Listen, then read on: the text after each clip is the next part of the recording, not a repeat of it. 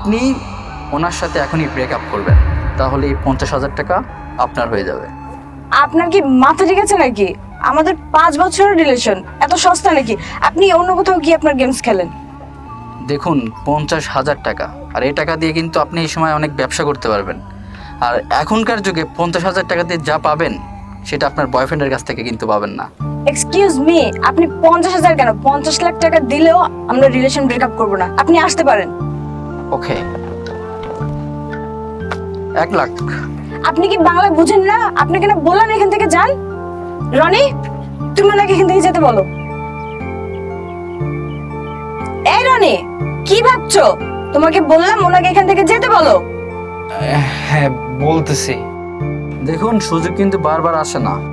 আসলে নীলা, এই টাকাটা আমার এখন খুব দরকার।